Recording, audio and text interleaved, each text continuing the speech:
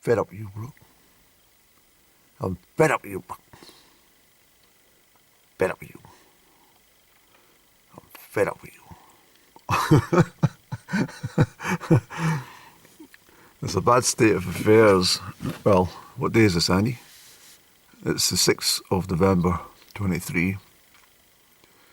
But yes, it's a terrible state of affairs that the local cemetery is less depressing than the B&M car park or the Aldi car park or even the Glen Turret Distillery car park, which are, well, in that order, there's sort of that kind of most depressing is B&M, I have to say. So, fourth on the list of the least embarrassing, least depressing car parks is the Crieff Cemetery. I'm facing west at the moment.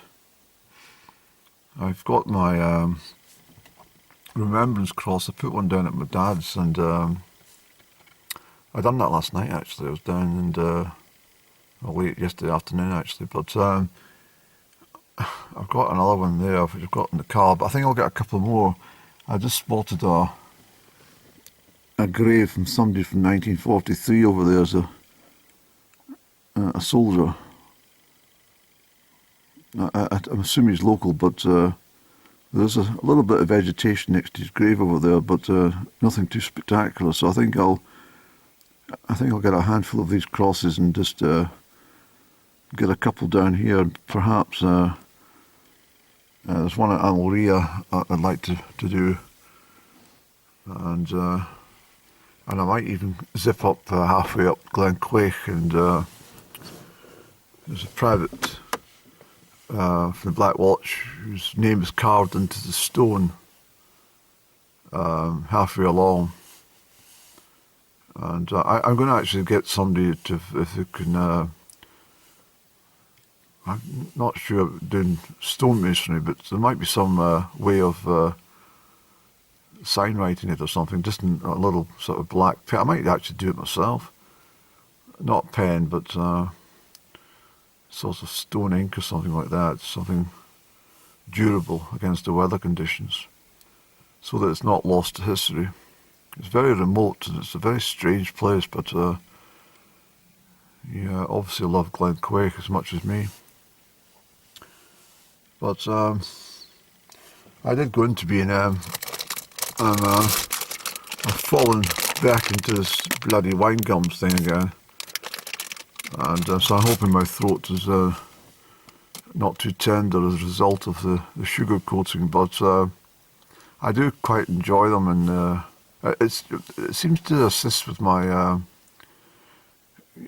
condition. My seasonal affective disorder seems to want wine gums for some reason, so it's better that than any chemicals from the doctor. I never took any medicine from the doctor at all, but and prepared to rely completely on my wild plants and herbal remedies and stuff like that. But I couldn't resist this. It was, I think it's not bad for Baxter's, to be perfectly honest, because I remember Baxter's soup during lockdown time was £1.95. I remember this clearly, so I never bought it. So I thought, rather than make a pot of soup tonight, I thought I'll just have that for my main meal. And I thought, that's handy. £1.25 from B&M should be all right. And then it got me thinking, as I often do think about lots of different silly things. I thought, it must be wandering around not just a B&M, but any retail outlet that sells soup, and just shout over to someone, would you like a tin of soup? It's on me. I'll get you it. What would you like? You know, that sort of situation. If you've ever been in a licensed premises, there's always some idiot says, I'll get that. I'll buy it. Don't you worry. Get him a drink. Get him a drink. Whatever he wants, I'll get it. And, well, thanks very much. And then you're always worried you've got to buy one bloody back, and you realise he's sitting there drinking deluxe, malt whiskey, doubles, at £56 a fucking nip. But anyway, I thought, well, if people can go into a pub and it's my round. I'll get it. What would you guys like, or I'll get this drink. Well, I thought, well, why don't we do it with soup? What about just standing in the queue and just saying, "Oh, excuse me, I'll get the soup if you don't mind." I insist. No, excuse me, I'll get that tomato soup for that gentleman. I do. Make it two, actually. I'll have one as well, please. Well, you'd have to go back to the shelf, of course, Andy. But if you're in the corner shop, yes, that would be an ideal place. Just hovering around in the corner shop and say, would you like a can of chicken soup? I beg your pardon? Would you like some soup? No, I don't want any soup. Oh, well, what the hell are you doing in here for? But, but I just thought it would be nice, and or even just, maybe going in one day if you're feeling rather flush and just buying 30 cans of soup, and as people come out the door, did you get yourself any soup when you were in? No. Well, here's a can of soup for you. I don't want it. Oh, please, there's nothing wrong with it. No, I don't want it. Oh, well. What are you doing, anyway? I said, I'm giving away soup. I'm feeling very generous today. I've decided that I'm going to help people with tins of soup on the street. And if I'm out for a walk, I meet somebody walking their dog, I'm going to say, not a bad afternoon. It's got a bit drizzly, but it's not particularly cold for November. Yes, it's not bad. Lovely morning, but chilly. Yeah. Listen, you fancy a tin for Scottish froth soup? I've got plenty in my rucksack. No, you're all right. Just you keep them. No, here you are. Look, would you like some chicken broth? I've got some chicken broth as well. I think you get the idea. So it was a favourable morning. I've been up in Argyllshire all weekend. I thoroughly enjoyed myself too. I was attracted to, well, I didn't make any videos of it because I was mostly indoors, but it was a lovely spot. I actually climbed a hill at the back on Saturday afternoon as part of my little excursion, but it was a lovely time. I really enjoyed it. I'm not going into any detail. But I will say one part of it, though. That's when I was up at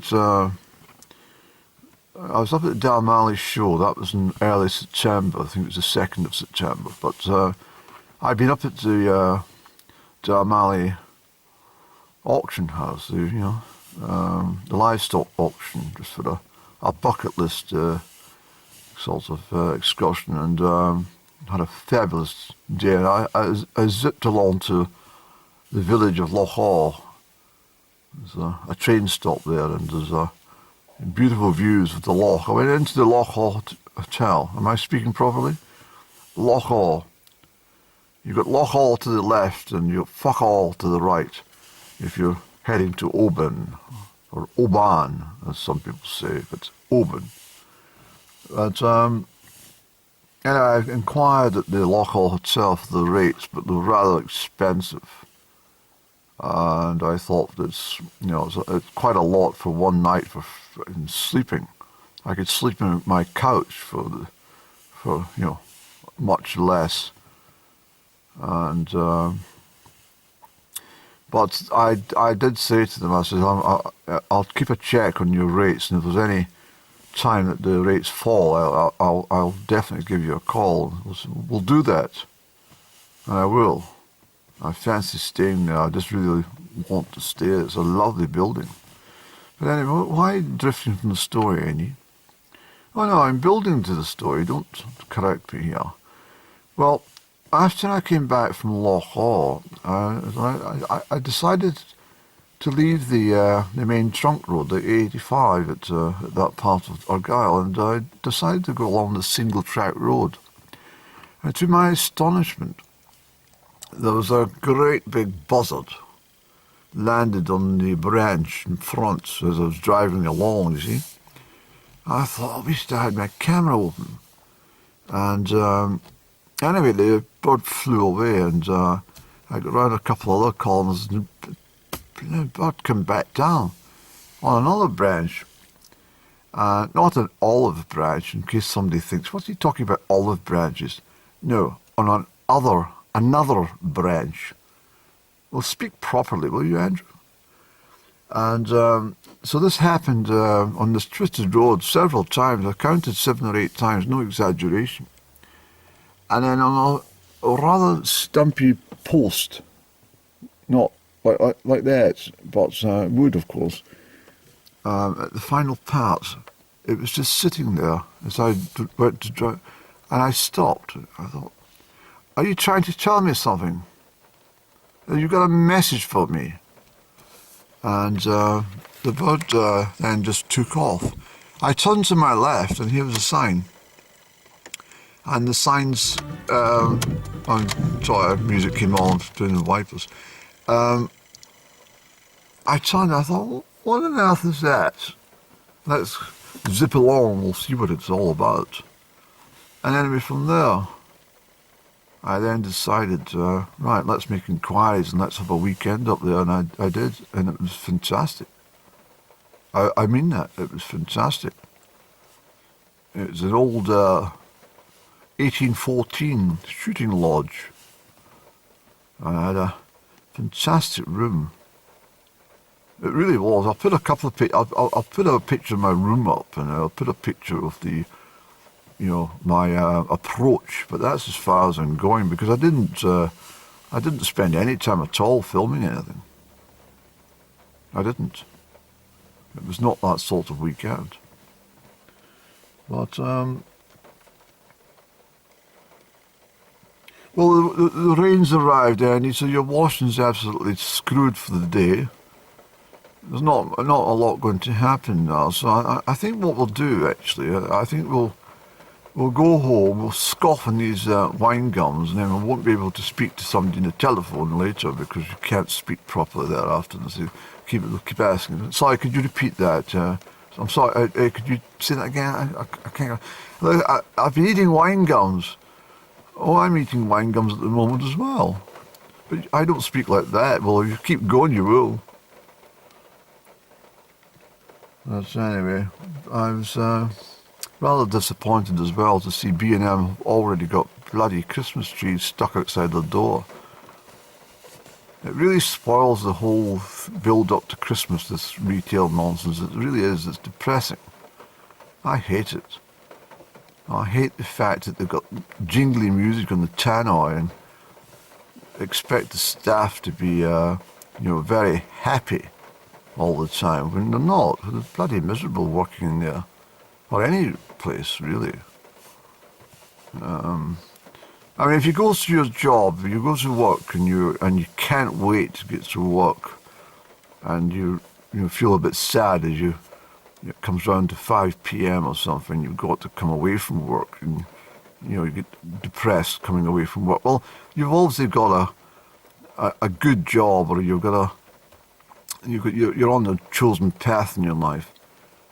But if you're just going to a job because you want, recompense at the end of the week or the end of the month for your toil and labour, then it's not worth doing it, really. Not really.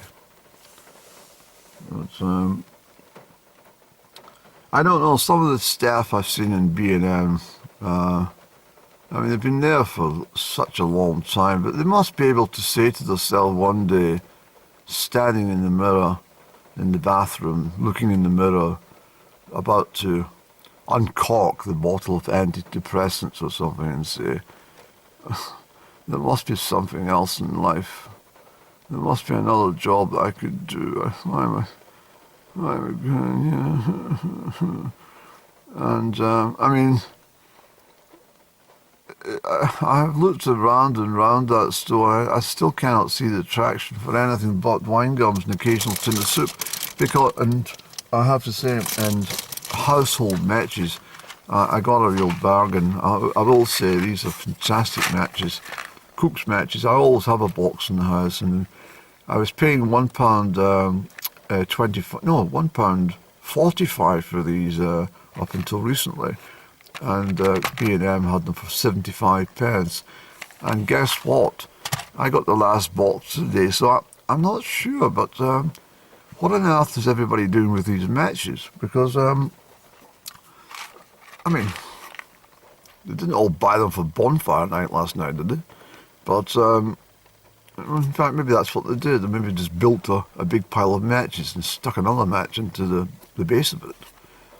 But, no, I mean, most people don't, they don't, they've got lighters for their cigarettes, and they've got the cigars, and they've got, well, maybe for lighting candles, Annie.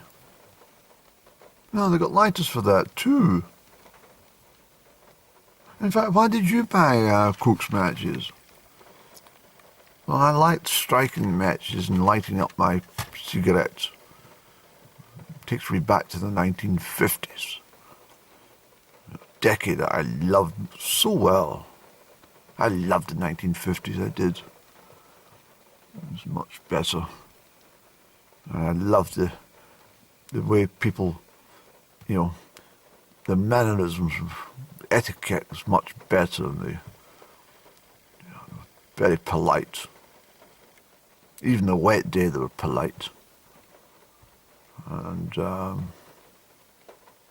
have to say, there's nothing better than meeting someone with proper leather boots or shoes and polished up, a decent coat for the conditions, not a bloody rag that with a hood on it that people wear nowadays. No. Right, Annie, we better make a little bit of a move from here, I think. Yeah, this is not a very nice day at all. Yeah, well, we'll cheer ourselves up with some Gaelic rave music. This is what the most of the island people dance when they're chemically fused. Yes.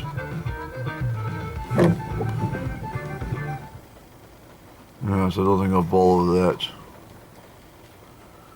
I might have to make a little vlog about my time up in the North Uist, and yes, I think I will put something together about that. Just a brief one, I think. But anyway, it's been an enjoyable experience sitting here down in the cemetery. Much more pleasing than it would have been. Let's get the order correct, Andrew. Much more pleasing than being in B&M or Aldi or Glenturret Distillery car park. So there we go. And I can tell you right now, Annie, don't stress out about your washing. It's absolutely ruined now. It's gone. It's gone. And you're going to have to, I think you're going to have to knit yourself a towel this evening if you want a bath.